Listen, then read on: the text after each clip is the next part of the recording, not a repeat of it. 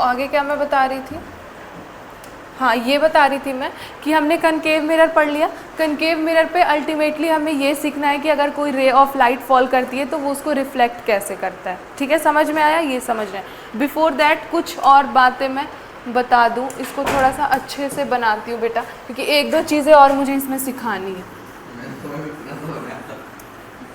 हाँ इतना सा बनाया था मैंने, फिर सब फिट कर दिया। नोट डाल के नीचे लिखते जाओ, जैसे यहाँ पे कोई पॉइंट बताया मैंने तो उसको नोट डाल के नीचे लिखते जाओ। मैं बोली तो थी बेटा थोड़ा अच्छा सा बनाना, उसमें बहुत सारी चीज़ें लिखनी है। आज कनकेव और कन्वेक्स दोनों पढ़ लेंगे। 1 घंटे में मैं सिलेबस करा दूँ 10th का। मैम कितनी लंबी लंबी फेंकते हो आप। 1 घंटे में 10th का सिलेबस करवाना, क्या हो रहा है ये। इस बार फोकस से अच्छा बना दो।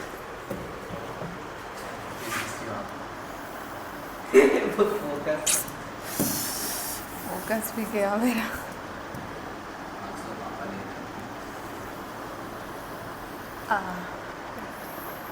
ये क्या है, पोल। ये हमारा क्या है, कनकेव मिरर। आज तुम अकेले आए हो? नहीं मतलब तुम्हारी मम्मी छोड़ने नहीं आई, फिर लेने आएंगी। ये क्या है, ये क्या है, ये क्या बोलते हैं, सेंटर ऑफ कर्वेचर। सीसी मतलब सेंटर ऑफ कर्वेचर। ठीक है, यहाँ पे क्या है, ये क्या है, रेडियस ऑफ कर्वेचर। गुड, यही चाहिए मुझे।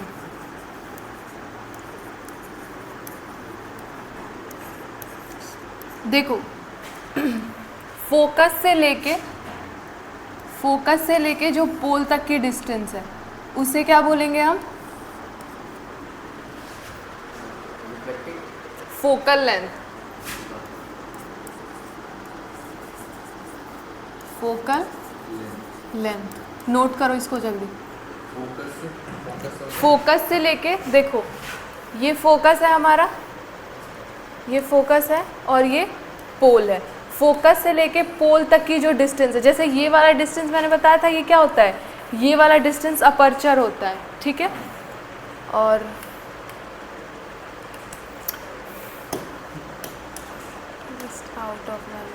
ये वाला डिस्टेंस मैंने बताया था क्या होता है, अपर्चर होता है।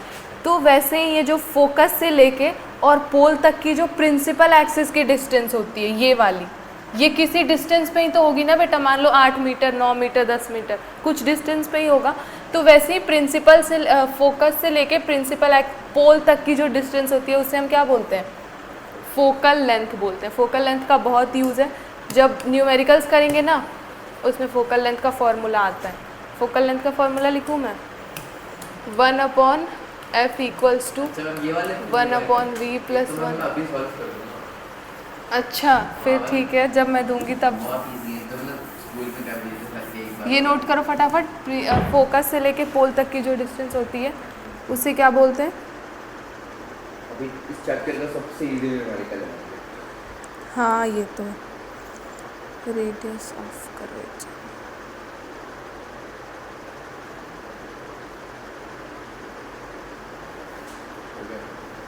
हो गया।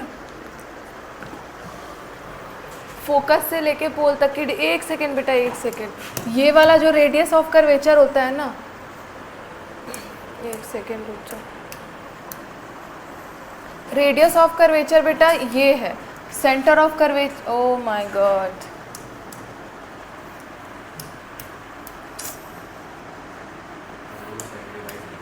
देखो सेंटर ऑफ कर्वेचर से लेके जो पोल तक की डिस्टेंस होती है ना बेटा, सॉरी इसे रेडियस ऑफ कर्वेचर बोलते हैं। ठीक है, वो यहाँ पे जो रेडियस ऑफ कर्वेचर था वो मैंने गलती से बोल दिया था। ठीक है कोई बात नहीं, एक ऐसे कट का निशान लगा दो। ठीक है, सेंटर ऑफ कर्वेचर से लेके जो पोल तक की डिस्टेंस होती है, 5 मिनट, 5 मिनट बस। अरे मैं 10 मिनट रुक जाऊंगी, उसे क्या बोलेंगे, radius of curvature. Radius of curvature.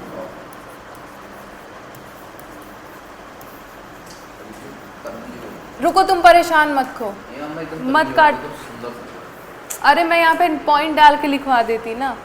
थोड़ा दूर तक। तुम बनाओ डायग्राम, मैं पॉइंट डाल के भी लिख दे रही हूँ। थर्ड पॉइंट क्या होता है, क्या बता रही थी मैं? मैम ये फाइनल ना सिर्फ हैंड करना। नहीं, अभी वो करना है बेटा, जब हम रे फॉल कराएंगे तो वो सब भी एक ही में होगा। अलग बना लेना उसके लिए। डिस्टेंस, DISTANCE, डिस्टेंस, ये बेटा B और W का मतलब बिटवीन हो गया, ठीक है। डिस्टेंस बिटवीन फोकस एंड पोल। बेटा एक बार और ध्यान से सुन लो, फोकस और पोल तक की डिस्टेंस को हम क्या बोलेंगे? Focal length. और सेंटर ऑफ कर्वेचर से पोल तक की डिस्टेंस को क्या बोलेंगे? रेडियस ऑफ कर्वेचर, ठीक है। ये बताओ, एक चीज़ और बताओ मुझे, एक सेकेंड रुक जाओ बेटा, ये वाला टॉपिक खत्म कर लें दो पूरा। सेंटर ऑफ कर्वेचर से लेके पोल तक की डिस्टेंस को रेडियस ऑफ कर्वेचर, फोकस से लेके पोल तक की डिस्टेंस को क्या? फोकल लेंथ, ठीक है बेटा। ये वाली डिस्टेंस हाफ होती है, हाफ हाफ डिवाइड होती है। ऑल्दो डायग्राम में नहीं दिख रहा, लेकिन ये जो फोकस होता है ना, बिल्कुल हाफ हाफ होता है। मतलब फोकस सेंटर ऑफ कर्वेचर और पोल के बिल्कुल मिड पॉइंट पे होता है, ठीक है। ये भी मैं अभी नोट डाल के लिखवा दे रही हूँ, डोंट वरी। तो फोकस और सेंटर ऑफ कर्वेचर, जो हमारा फोकस होता है वो सेंटर ऑफ कर्वेचर और पोल के बिल्कुल मिड पॉइंट पे होता है। तो मिड पॉइंट होने का मतलब क्या? दोनों को 2 इक्वल पार्ट्स में डिवाइड कर रहा है। नहीं समझ आया? सेंटर ऑफ कर्वेचर और पोल के मिड पॉइंट पे हमारा होता है फोकस। फोकस मिड पॉइंट पे होने का मतलब क्या? वो सेंटर ऑफ कर्वेचर और पोल को 2 इक्वल पार्ट्स में डिवाइड कर रहा होता है, ठीक है। अब यहाँ पे मैंने एक फॉर्मूला बताया कि फोकस से लेके जो पोल तक की डिस्टेंस होती है वो फोकल लेंथ होती है। तो उसमें मैं मान लो स्मॉल f से डिनोट कर रही हूँ, मान लो क्या स्मॉल f से ही डिनोट किया जाता है। और सेंटर ऑफ कर्वेचर और पोल तक की डिस्टेंस क्या होती है? Radius of curvature. तो जब ये बेटा मिड पॉइंट में है, जो फोकस है वो पोल और सेंटर ऑफ कर्वेचर को 2 इक्वल पार्ट्स में डिवाइड कर रहा है, और सेंटर ऑफ कर्वेचर और पोल की टोटल डिस्टेंस को रेडियस ऑफ कर्वेचर कहते हैं। तो फोकल लेंथ 2f नहीं होगा रेडियस ऑफ कर्वेचर के? Radius of curvature centre of curvature और पोल से तक की डिस्टेंस होती है, और फोकल लेंथ क्या होता है? हाफ होता है रेडियस ऑफ कर्वेचर के। नहीं समझ आ रहा? आ रहा है ना? तो अगर रेडियस ऑफ कर्वेचर दिया हो तो तुम फोकस निकाल लोगे, या फिर फोकस दिया हो तो रेडियस ऑफ कर्वेचर निकाल लोगे। बस यही समझाना था मुझे। डायग्राम बनाओ, तब तक मैं सारे पॉइंट्स एक एक करके लिख दे रही हूँ, ठीक है। थोड़ी सी कंफ्यूजन तुम्हें हो रही होगी क्योंकि मैंने लिखा नहीं अभी। अच्छा, इतना अच्छा पढ़ाती हूँ मैं, थैंक यू सो मच। अभी लिख दूँगी तो और अच्छे से समझ में आ जाए। देखो डिस्टेंस बिटवीन, ये जितने भी पॉइंट्स मैं लिखवा रही हूँ ना बेटा, ये सब कनकेव मिरर के रिगार्डिंग है, ठीक है। और ये पॉइंट्स अगर आ गया डिफाइन कनकेव मिरर तो एज इट इज़ लिखने हैं, ठीक है। डायग्राम बना दोगे तो cherry on the cake. Doubt है बिल्कुल। फोकस और फोकल में डिफरेंस क्या है? क्या? फोकस और फोकल में डिफरेंस क्या है? फोकस क्या होता है? जो सेंटर ऑफ कर्वेचर एंड पोल को 2 इक्वल पार्ट्स में डिवाइड करता है, मिड पॉइंट पे होता है, उसे फोकस कहते हैं। फोकस और फोकस से लेके पोल तक की डिस्टेंस को फोकल लेंथ कहते हैं। समझ आया? चलो, डिस्टेंस बिटवीन सेंटर ऑफ,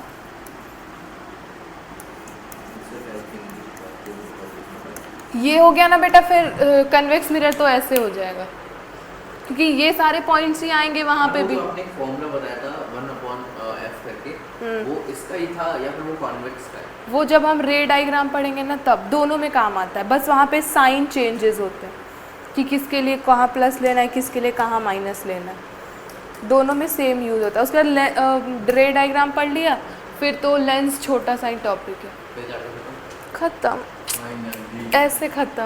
ऐसे तो नहीं होगा। अभी वो मेरा माथा खाने के लिए रहता ना। किसके होंगे, क्यों नहीं।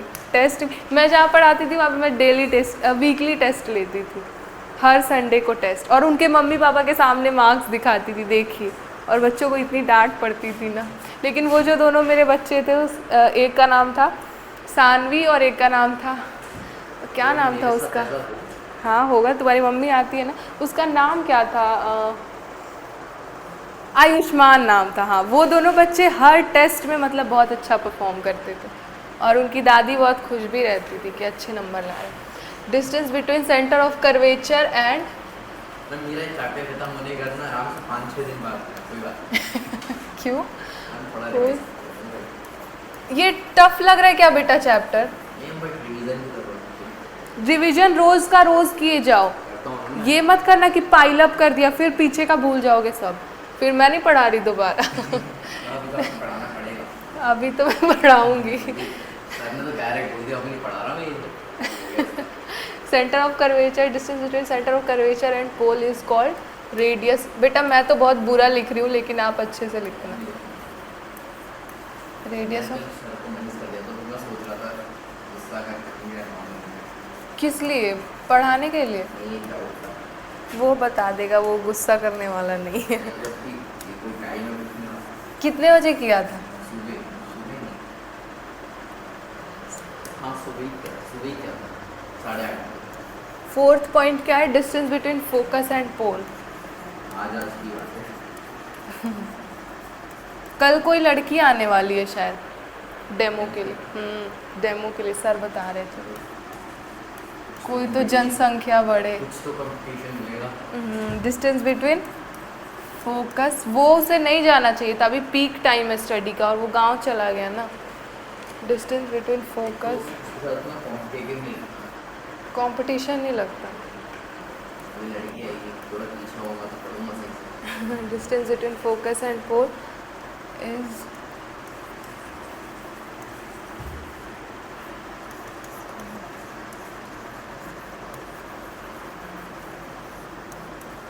Focal length. ये हो गया बेटा टोटल 4। हाँ हाँ आराम से लिखो। फिफ्थ पॉइंट मैं एक और लिख रही हूँ यहाँ पे, ये फॉर्मूला लिख दे रही हूँ। Radius of curvature is twice of focal length.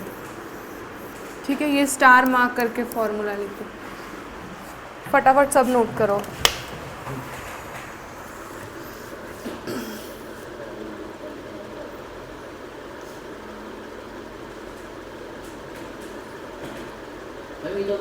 उल्टा पढ़ा क्या? ये फिफ्थ वाले 2f = r पढ़ा। यही तो पढ़ा था बेटा। नहीं हमने 2f = r पढ़ा। 2f इक्वल्स टू आर, ये पढ़ा। R equals to 2f। क्या डिफरेंस है इन दोनों में? साइंस चेंज हो जाएंगे। नहीं, दोनों सेम ही है ना। a इक्वल्स टू 2a या फिर 2a इक्वल्स टू a, दोनों तो सेम ही है बेटा। क्या डिफरेंस है इसमें? अभी तो एटलीस्ट 10th तक तो सेम ही है। 10th के बाद मैं मान सकती हूँ कि हाँ, क्योंकि 11th 12th में मेरी मैथ्स नहीं थी बेटा, बायो की हूँ मैं। ठीक है, हो गया। ये वाला फॉर्मूला नोट करो। उसके बाद इस पे जो रे फॉल करती है वो उसका नेचर कैसा होता है उसको लिख के उसके बाद कन्वेक्स मिरर पे मूव करेंगे। जल्दी जल्दी लिखो फटाफट। मेरा आज का लास्ट टॉपिक।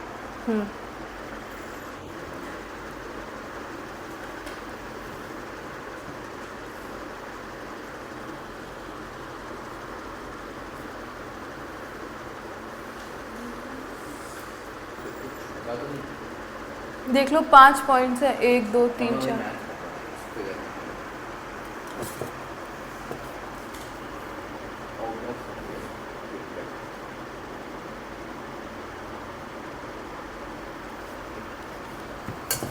वो मेरे को कह रहा था कि तुम मेरे को नोट्स दे दो, मैं तेरे घर पे आ जाऊंगा 2 घंटे खाएंगे। कौन? मैं तो नाम से ही लूँगा। मतलब जब वो आएगा ना गाँव से तो आपसे सिर्फ पढ़ेगा दुआर। बाकी यार नोट्स वोट्स तू मेरे को दे दो। अच्छा, वो ऑनलाइन ही पढ़ेगा। अच्छा अच्छा, जो उसकी क्लासेस पाइल अप हुई हैं वो ऑनलाइन कर लेगा। हाँ ये भी अच्छा है। वैसे वो घर पे भी पढ़ सकता है, मतलब कि घर पे गाँव के। चलो लिख लो, मैं साइड हो जा रही हूँ।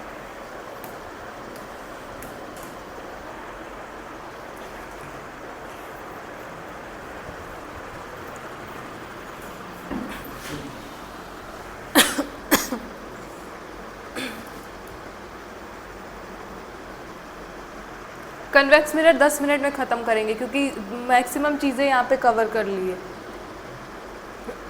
कॉन्वेक्स ज़्यादा हार्ड है। कन्वेक्स इजी है, कनकेव पढ़ लिया तो। ये भी इजी है ना। अरे कुछ बहुत स्मेल कर रहा है।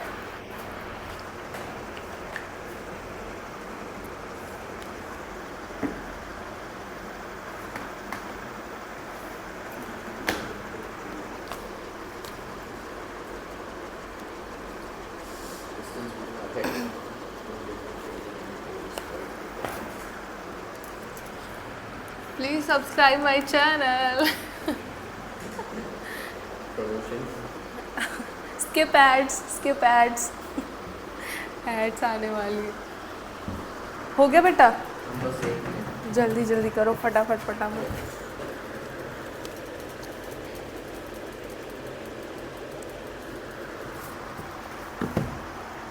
पेड प्रमोशन के लिए हमें संपर्क मत करें, क्योंकि हम नहीं करते। दूसरों की चीज़ें हम नहीं बेचते, हम खुद की चीज़ें बेचते। ये बस मैंने ऐसे नोट बनाए जो मेरे अलावा पृथ्वी पे कोई नहीं बेचता। कोई बात नहीं, किसी और को समझाना भी नहीं है, बस ये ध्यान रखना कि तुम्हें समझ आए। अरे तो वो ऑनलाइन में छपवा रही हूँ, यहाँ से छाप लेगा। सब चीज़ पढ़ लिया, बस नेचर पढ़ना है इस कनकेव मिरर का। क्या नेचर भी है? हाँ, बस इसका एक नेचर पढ़ना है, उसके बाद ख़त्म। बहुत इजी है, बहुत ही easy. I am not teacher, I am also student. Nature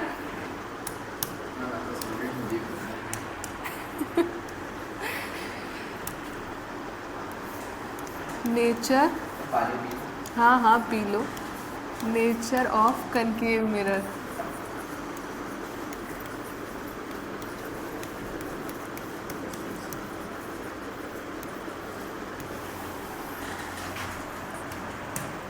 ठीक है, इसके नेचर के बारे में पढ़ते हैं। सबसे पहले मैं डायग्राम छोटा सा बना लेती हूँ।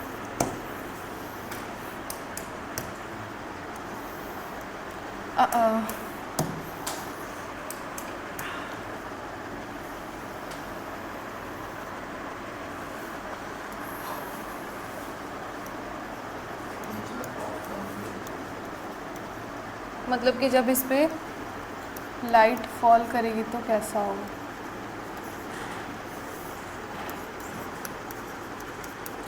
इसका नेचर होता है बेटा कन्वर्जिंग नेचर। शिट, बता रही हूँ अभी, डोंट वरी। मेरे साथ साथ डायग्राम बनाते जाओ बेटा। हाँ, जहाँ अच्छा बनाना था वहाँ पे तो अच्छा बनाया नहीं। नेचर इसका कैसा होता है, कन्वर्जिंग नेचर का होता है। कन्वर्जिंग की स्पेलिंग सही है ना बेटा? I am very weak at spelling, so please pardon मी।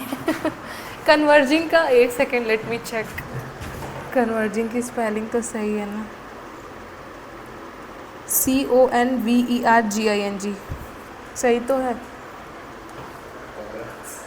देखो, कन्वर्जिंग का मतलब होता है ना बेटा, यहाँ से अगर मैं बहुत सारी रे डालूँ इस, क्योंकि इसका आउटर सरफेस तो पेंटेड है, इनर रिफ्लेक्टिंग सरफेस है, ठीक है। तो यहाँ से मैं बहुत सारी रे ऑफ लाइट डालती हूँ। ये पॉलिश्ड साइनी सरफेस है, तो पॉलिश्ड साइनी सरफेस पे अगर कोई लाइट फॉल करेगी तो रिफ्लेक्ट करेगी ना। तो जैसे ही मैं बहुत सारी यहाँ पे रे ऑफ लाइट डालती हूँ, क्या डालती हूँ, रे ऑफ लाइट, तो ये क्या करेगा, उस रे ऑफ लाइट को पकड़ के फोकस पे पटक देगा, ठीक है। ये भी जो हमारा रे ऑफ लाइट है वो फोकस पे आ जाएगा। ये भी हमारा रे ऑफ लाइट कहाँ आ जाएगा, फोकस पे आ जाएगा। ये भी रे ऑफ लाइट कहाँ पे आ जाएगा, सारी फोकस से होके जाएंगी, ठीक है। तो ये एक तरीके से रे को कन्वर्ज कर रहा है, इकट्ठा कर रहा है। कन्वर्जिंग का मतलब होता है बेटा इकट्ठा करना। मैं लिख दे रही हूँ,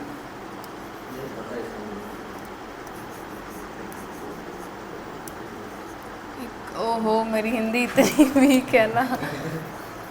गैदर लिख दे रही हूँ, गैदरिंग।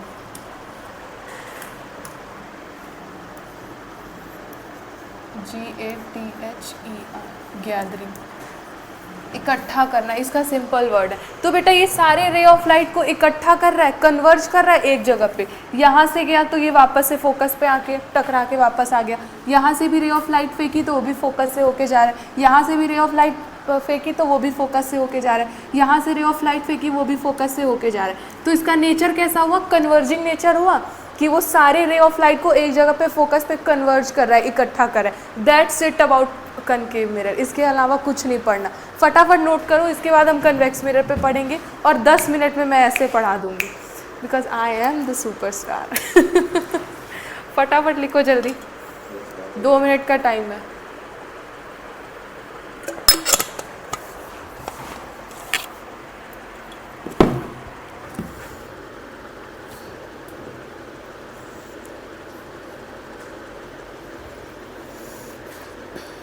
मैम ये जो लाइनें हैं जो रेज है सारी रिफ्लेक्टेड होकर आ रही है। हाँ, रिफ्लेक्ट करके इस पे फॉल करी तो इस पे फॉल करके स्ट्राइक करके किसी सर्टेन एंगल पे फॉल कर रही, तो ये जो हमारा कनकेव मिरर है वो सारे रेज को कन्वर्ज कर देता है, एक जगह इकट्ठा कर दे रखता है, तो वो सारे रेज को पकड़ के फोकस पे फेंक देते हैं।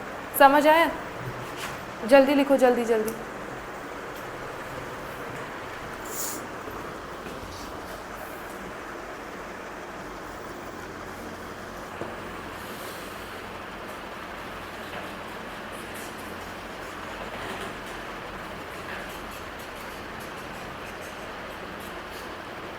बायोलॉजी पढ़ लें इसके बाद, एसएसटी पढ़ लेंगे साइंस के क्लास के बाद। अभी तो आधे 45 मिनट हुए हैं, 15 मिनट बायोलॉजी कर ले रहे हैं, उसके बाद एसएसटी कर लें, क्योंकि वो भी तो पढ़ाना है ना। फिर जल्दी नोट करो फटाफट। मतलब हिस्ट्री कितना कवर कर लेंगे? अरे 40 मिनट का करेंगे, 30-40 मिनट का, 2 पेज, बस 2 पेज करेंगे। मतलब ऐसे टॉपिक फिक्स कर लेंगे। अरे सबसे अच्छा सब्जेक्ट है, जहाँ मैं पढ़ाने जाती थी ना वहाँ के बच्चों को भी यही लगता था, मैम एसएसटी तो सबसे बुरा है। कहानी की तरह पढ़ो, इतना मस्त होता है ना। हो गया? जल्दी करो जल्दी। इतने में मैं वो निकाल ले रही हूँ, NCERT। कल कर लेते हैं बेटा। तो वापस से आते हैं और चलते हैं बायो की क्लास में। लाइफ प्रोसेस का कल हमने थोड़ा सा पार्ट किया था, आज उसका भी लेक्चर नंबर 2 है, उसको भी हम करेंगे। इजी नहीं है, वहाँ से क्वेश्चन आ जाएगा ना, फिर मैम आपने कराया नहीं था अच्छे से, फिर तुम्हारी मम्मा मुझे डांटेंगी। यहाँ से ये जब खुलता है तो मेरे चेहरे पे अंधेरा क्यों हो जाता है? ऐसे नहीं पढ़ा सकती मैं। कहाँ गया? First, fifth.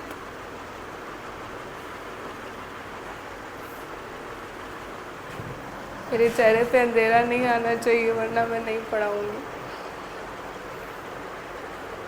वापस आ गया मेरे चेहरे पे, आ जाएगा वो तो। कुछ मुझे नोट वो डायग्राम के हेल्प से सिखाना है।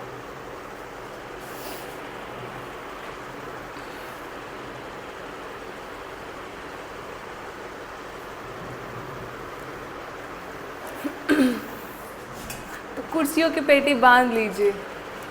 Back to our biology. कहाँ तक पढ़ लिया था बेटा? कल पढ़ लिया था मतलब आगे हो गया।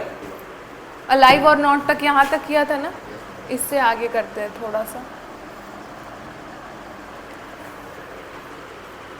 What are molecular movements? तो हम लाइफ प्रोसेसेस पढ़ रहे थे, जिसमें हमें समझना है कि कौन कौन सी ऐसी इसेंशियल प्रोसेस है जो हमारी बॉडी की मेंटेनेंस के लिए हेल्प करते हैं, जिसकी वजह से हम सर्वाइव कर पाते हैं। ठीक है, आगे कंटिन्यू करते हैं। What are molecular movement needed for life? Why are molecular movements needed for life?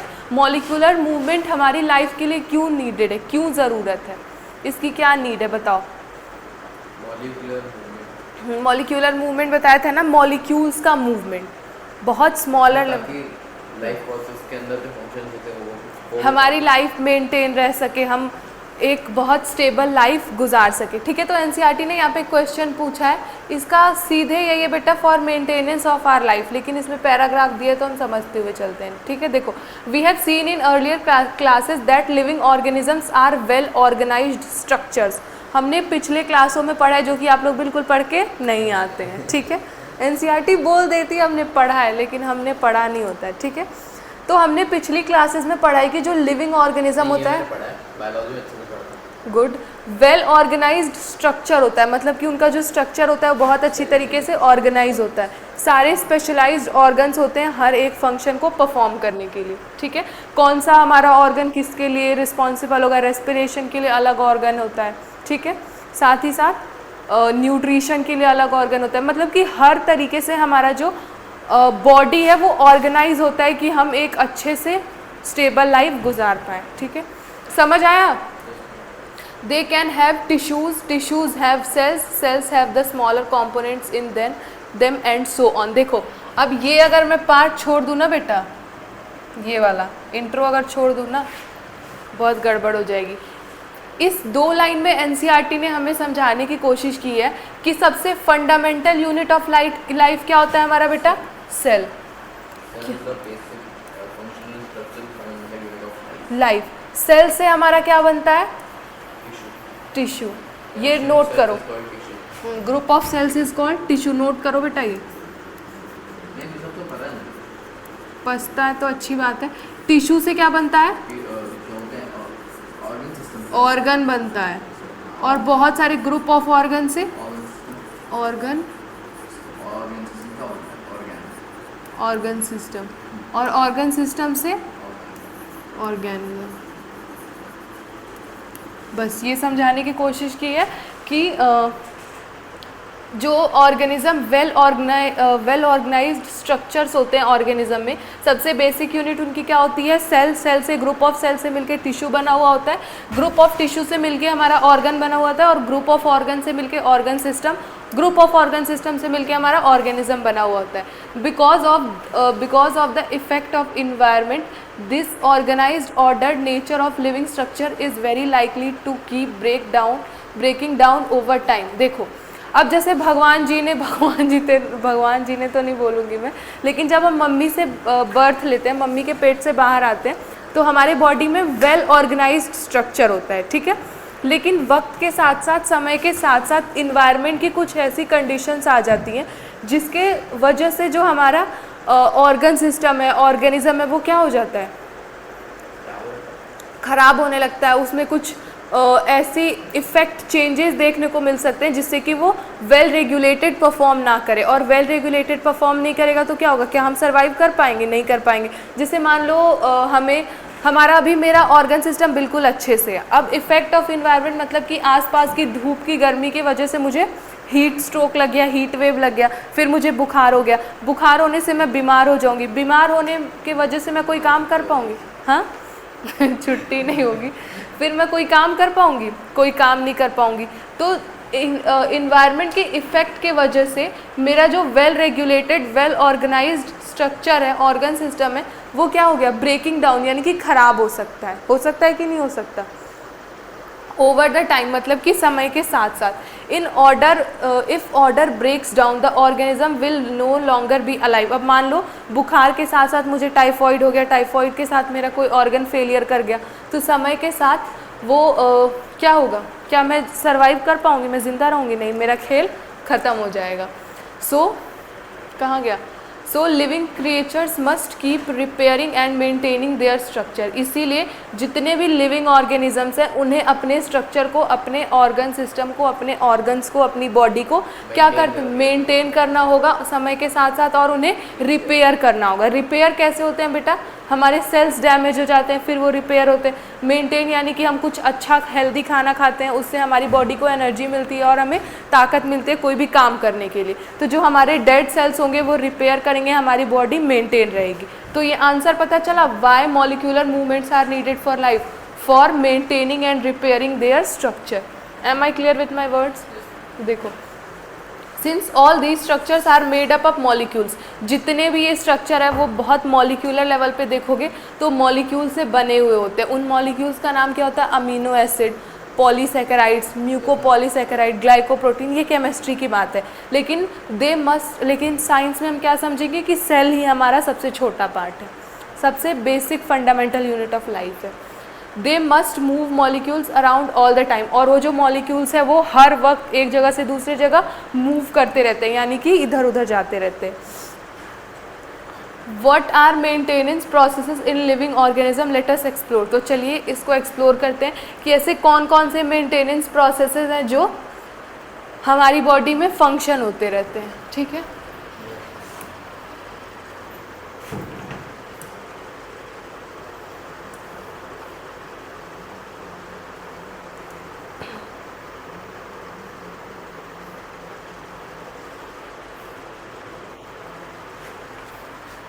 आगे पढ़ते हैं।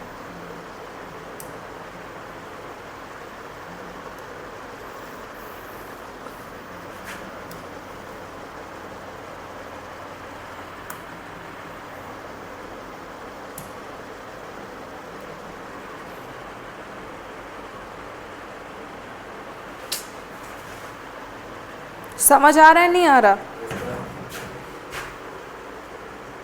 ओ,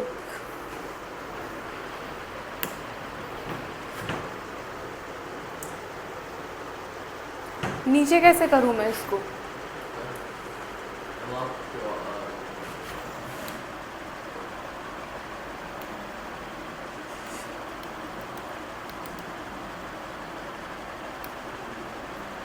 what are life processes, life processes क्या होते हैं? हमारी बॉडी को मॉलिक्यूलर लेवल पे well organize, maintaining for function and repairing for function के जो हमारे प्रोसेसेस होते हैं उन्हें ही हम क्या कहते हैं?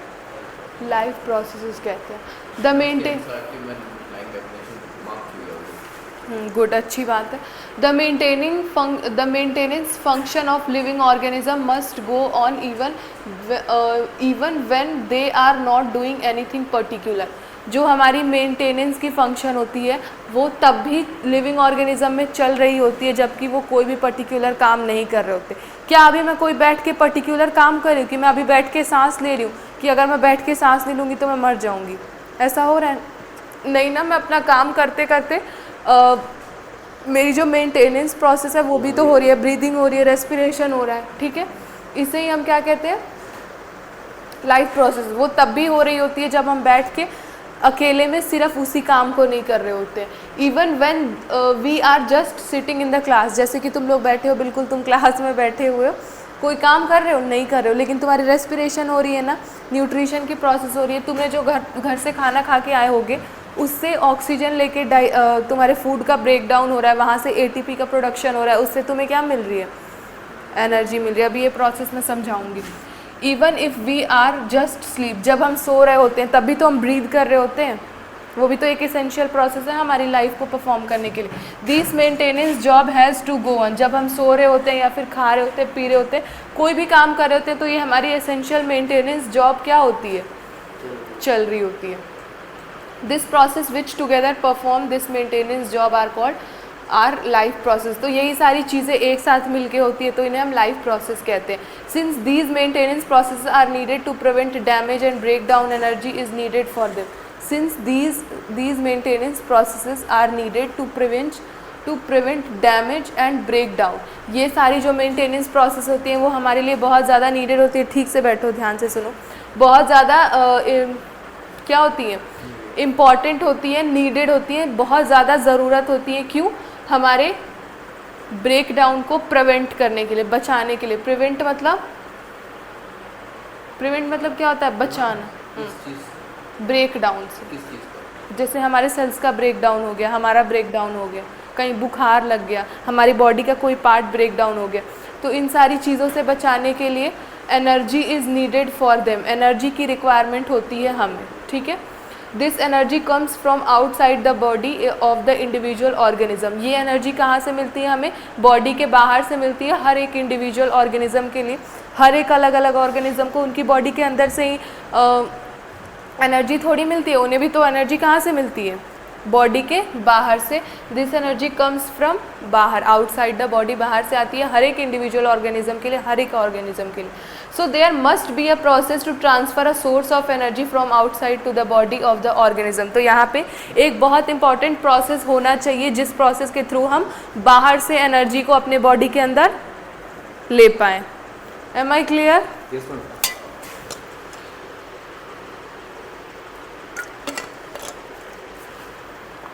Body organism which we called food, जिसे हम क्या कहते हैं, खाना। खाने को ही, फूड को ही ना हम एनर्जी के फॉर्म में outside the body to outside body से अपने अंदर लेते हैं। फूड को ही ना हम एनर्जी के फॉर्म में बॉडी से आउटसाइड टू द बॉडी से लेते हैं अपने लिए, अपने बॉडी के अंदर। ठीक है, कहाँ गया, outside to the which we called food to the inside, बाहर से लेते हैं फूड को एनर्जी के फॉर्म में अपने बॉडी के inside. A process we commonly called nutrition. Nutrition process समझ में आया? कौन सा प्रोसेस होता है जहाँ पे हम फूड को बाहर से लेते हैं, अपने आउटसाइड टू बॉडी से लेते हैं अपने बॉडी के इनसाइड, किस लिए, फॉर एनर्जी। और इसी प्रोसेस को हम क्या कहते हैं, nutrition. If the body size of the organism is to grow, अगर किसी ऑर्गेनिज्म की बॉडी के साइज़ को क्या होना है, बढ़ना है। जैसे हम लोग भी एकदम से इतने बड़े तो नहीं हुए होते, हुए हो, पहले बहुत छोटा एम्ब्री होता है, पहले फीटस होता है, एम्ब्री होता है, फिर बेबी बनता है, फिर बेबी शरीर के बाहर आता है, मदर से बाहर आता है, फिर वो धीरे धीरे बच्चा से टीनेजर बनता है, टीनेजर से अडल्ट बनता है। अभी तुम लोग टीनेजर में अभी और लंबे होगे, अडल्ट बनोगे। ठीक है नहीं इतनी मेरी लाइफ में क्यों इंटरेस्ट है तुम लोग को? मेरी एज अभी मेरी एज कम है बहुत, टीचर नहीं हूँ मैं। देखो, इफ़ द बॉडी साइज, अभी मैं मेरा भी टीनेज ही चल रहा है। If the body size of the organism is to grow, अगर किसी ऑर्गेनिज्म के बॉडी साइज़ को ग्रो करना हो, मतलब कि बढ़ना हो, additional raw materials will also भी नीडेड फ्रॉम आउटसाइड, तो कुछ बाहर से रॉ मटेरियल्स, कच्चे पदार्थ चाहिए होंगे, किस लिए, बॉडी के बाहर से, ताकि उसे एनर्जी मिल पाए, उस एनर्जी का यूटिलाइज करके वो अपनी बॉडी को ग्रो कर पाए। समझ आया? Additional since life on earth depends upon carbon based molecules, most of these food sources are carbon based. Depending on the complexity of these carbon sources, different organism can then use different kinds of nutritional processes. देखो, जो हमारा life है अर्थ पे वो किस पे dependent है, mainly जो हमारा फूड का सोर्स है वो कार्बन डिपेंडेंट है। कार्बन डिपेंडेंट मतलब कि ऑर्गेनिक है। ऑर्गेनिक समझते हो? नहीं समझते हो। जितने भी कार्बन बेस्ड सब्सटेंस होते हैं हम उन्हें ऑर्गेनिक कहते हैं। कार्बन एक केमिकल केमिकल हाँ केमिकल फॉर्मूला है बेटा कार्बन। बहुत एक कैसे समझाऊं मैं, जैसे कोई फूड है, फूड एक एप्पल है मेरे पास, एप्पल की जो सबसे बेसिक यूनिट होगी वो एप्पल के सेल होंगे। सेल के अंदर भी सबसे जो केमिकल कॉम्पोजिशन अगर हम देखेंगे ना तो वहाँ पे कार्बन मिलेगा। हर चीज़ में कार्बन मोस्टली हाँ, कार्बन बेस्ड डाइट खाते हैं हम। ठीक है, तो अर्थ लाइफ हर तरह का कार्बन अच्छा होता है बॉडी के लिए। एक ही तरह के तरीके का कार्बन होता है। कार्बन के आइसोटोप्स अलग अलग होते हैं, C12, C13, C14। जो पेंसिल की लीड है तुम्हारी उसमें ग्रेफाइट है, वो भी कार्बन का एक फॉर्म है। ठीक है, जो डायमंड होता है हमारा वो भी कार्बन का एक फॉर्म है। ठीक है, देखो तो जो अर्थ पे हमारी लाइफ डिपेंडेंट है वो किस पे है, मेनली कार्बन बेस्ड मॉलिक्यूल्स पे। क्योंकि अगर ऐसा है तो जो सेल है वो बेसिक यूनिट ऑफ लाइफ है, तो कार्बन को बेसिक यूनिट ऑफ लाइफ क्यों नहीं बोल, क्योंकि खाना तो कार्बन का ही केमिस्ट्री है बेटा, हम बायो पढ़ रहे हैं ना अभी, तो केमिकल्स के नाम हम बायो में थोड़ी पढ़ेंगे। नहीं, मैं ये पूछता था कार्बन हर चीज़ में खाते हुए ऐसे एनर्जी मिलती है, तो basic unit of life carbon क्यों नहीं, क्योंकि वो उससे भी छोटा है। कार्बन सेल से छोटा कहाँ है? सेल के अंदर होता है ना। सेल के अंदर होता है, छोटा हुआ कार्बन से मिलके बना हुआ होता है बेटा। हम कार्बन से मिलके बने हुए हैं। ठीक है, तो हमारा जो फूड भी होगा वो भी तो कार्बन बेस्ड डाइट ही होगा ना। ये 10th के ऊपर का टॉपिक है तो अभी तुम्हें समझ नहीं आएगा अगर मैं बता भी दूँ। कार्बन के 3 आइसोटोप होते हैं, चलो मैं बता दे रही हूँ, C12, C13, C14। ठीक है, तो इनमें से कुछ कार्बन ऐसे होते हैं जो बहुत ज़्यादा हार्मफुल होते हैं हमारी बॉडी के लिए। छोड़ो इतना डीप में नहीं जाऊँगी। ठीक है, तो अर्थ पे जो हमारी लाइफ डिपेंडेंट है वो मेनली किस पे डिपेंडेंट है, कार्बन बेस्ड मॉलिक्यूल्स पे। क्यों? क्योंकि हम खुद कार्बन से मिल के बने हुए होते हैं, तो हमारा जो फूड सोर्स है वो भी कार्बन बेस्ड ही होता है। Depend upon the complexity of these carbon sources. ये डिपेंड करता है कि हमारी जो कार्बन सोर्सेज हैं उनकी कॉम्प्लेक्सिटी कितनी है। कॉम्प्लेक्सिटी मतलब कि वो कितना कॉम्प्लेक्स है। कॉम्प्लेक्स का मतलब समझ में आता है क्या होता है? सबसे छोटा कॉम्प्लेक्स मतलब सबसे बेटा जो बड़ा उलझा हुआ चीज़ होता है किसी को। जैसे मैं एक पॉरीफेरा का एग्जांपल बताया था ना तुमने, मैंने बताया था तुम्हें पॉरीफेरा किसके अंदर आता है। पॉरीफेरा के अंदर आता है एक ऑर्गेनिज्म जिसका नाम है हाइड्रा, ठीक है। तो वो सबसे छोटा ऑर्गेनिज्म है, वो उतना कॉम्प्लेक्स नहीं है जितना ह्यूमन बॉडी कॉम्प्लेक्स है। क्यों? क्योंकि ह्यूमन जो बॉडी है वो क्या है, उसमें अलग अलग तरीके के स्पेशलाइज्ड ऑर्गन्स है। उतना कॉम्प्लेक्स, उतना कठिन नहीं है। कॉम्प्लेक्स मतलब कठिन समझ लो, ठीक है, उलझा हुआ, ठीक है। तो कहाँ गया? Depending upon the complexity of the carbon sources, carbon sources की कॉम्प्लेक्सिटी कितनी है, वो कितने कॉम्प्लेक्स है। समझ आ रहा है नहीं आ रहा, नींद आ रहा है? Different organism can use different kinds of nutritional process. अब ऐसा तो नहीं है बेटा कि जितने भी इस अर्थ पे जितने भी एनिमल्स हैं, प्लांट है, वो एक तरीके का ही न्यूट्रिशन प्रोसेस करते हैं। जैसे हम करें कि हमने खाना खाया, फूड इंजेशन देन डाइजेशन, पहले खाने को खाते हैं फिर डाइजेस्ट करते हैं। बहुत सारे ऐसे एग्जाम्पल एनिमल्स हैं जो पहले फूड को डाइजेस्ट करते हैं फिर खाते हैं। हाँ, डाइजेशन देन इंजेशन। वो अपने सलाइवा से कुछ केमिकल्स रिलीज़ करते हैं जिससे वो जो फूड है वो डाइजेस्ट होके डायरेक्टली उस एनर्जी के फॉर्म में आ जाता है जो उन्हें चाहिए होता है। जैसे हमने खाना खाया, ठीक है, तो हमें खाने से एनर्जी कैसे मिलेगी? खाने से हम उस फूड का ब्रेक डाउन करेंगे, वहाँ से हमें एक एनर्जी का फॉर्म मिलेगा जिसे हम ATP कहते हैं। उससे हमें एनर्जी मिलेगी जिसका फुल फॉर्म है adenosine triphosphate. Not understand, let me clear.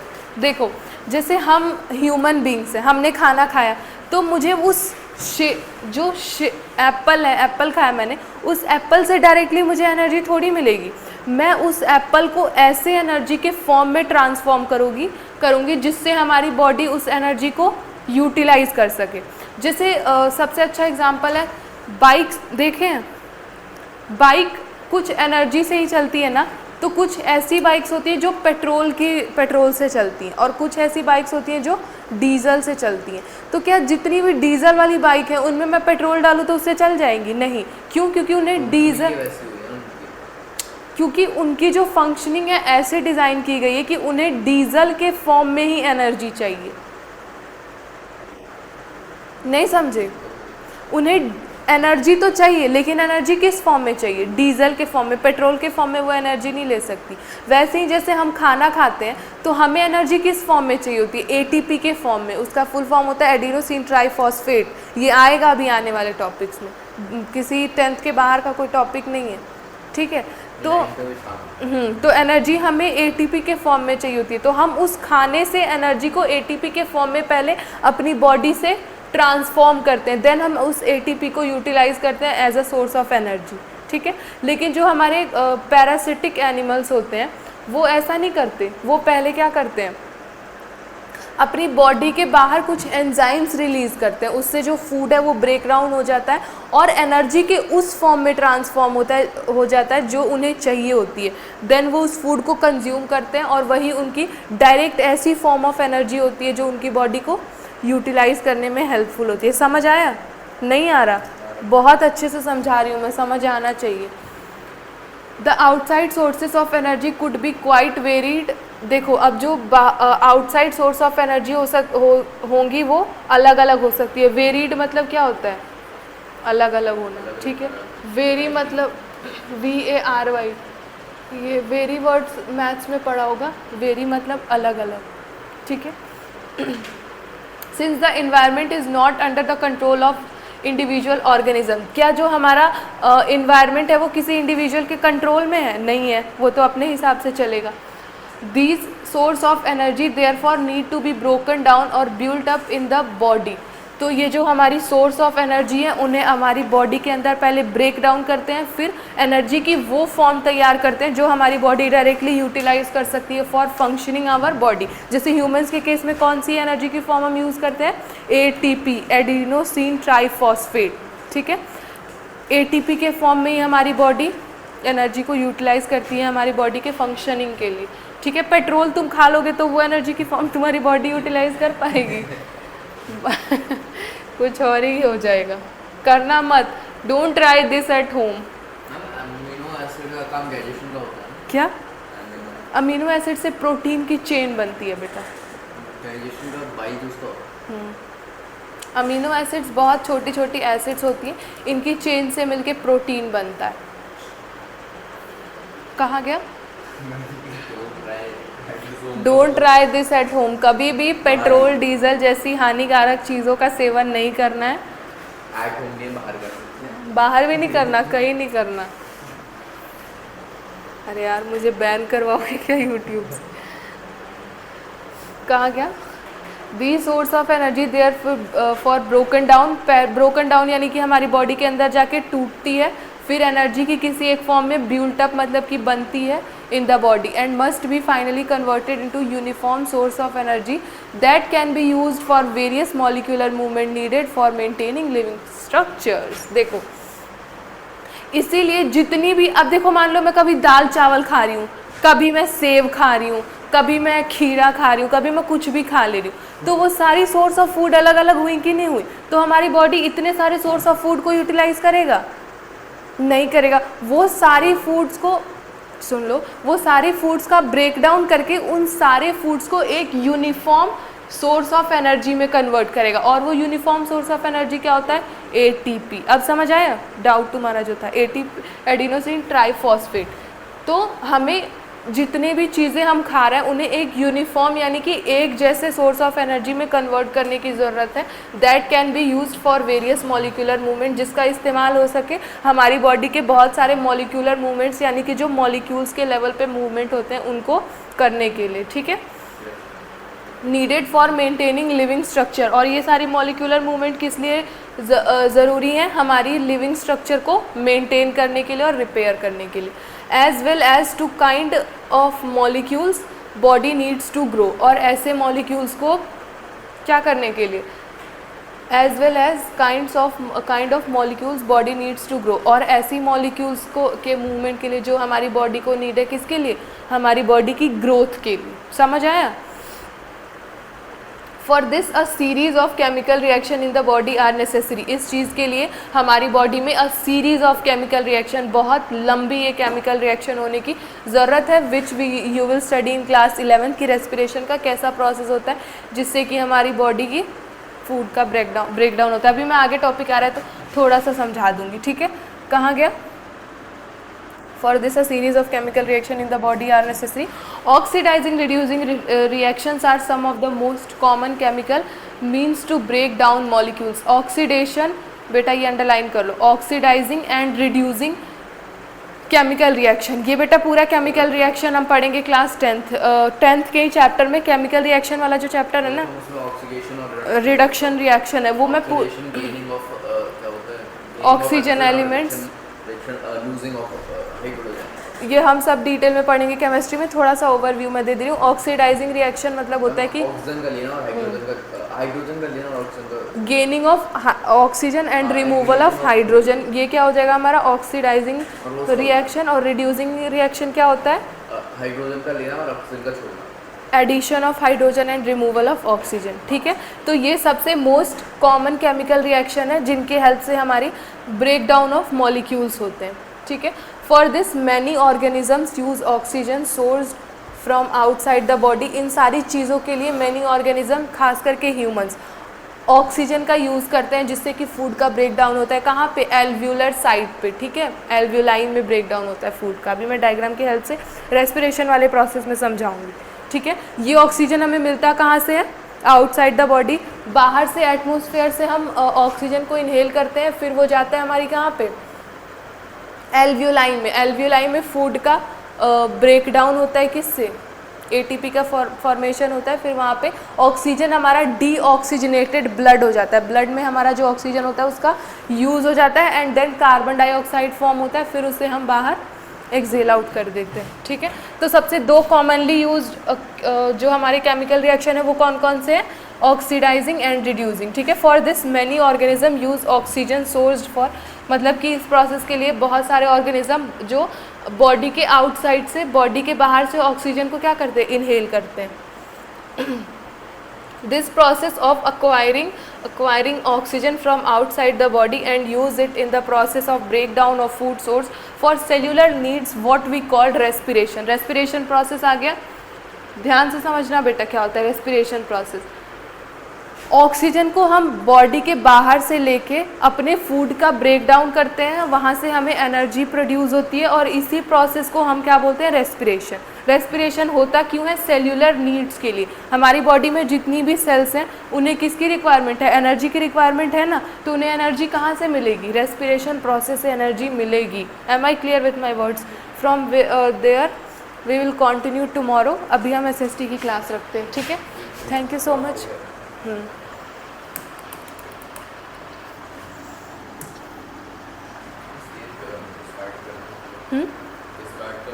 हाँ स्टार्ट कर दे रही हूँ। दूसरा इसको ऑफ करना है ना, दूसरी ओ डिस्कार्ड।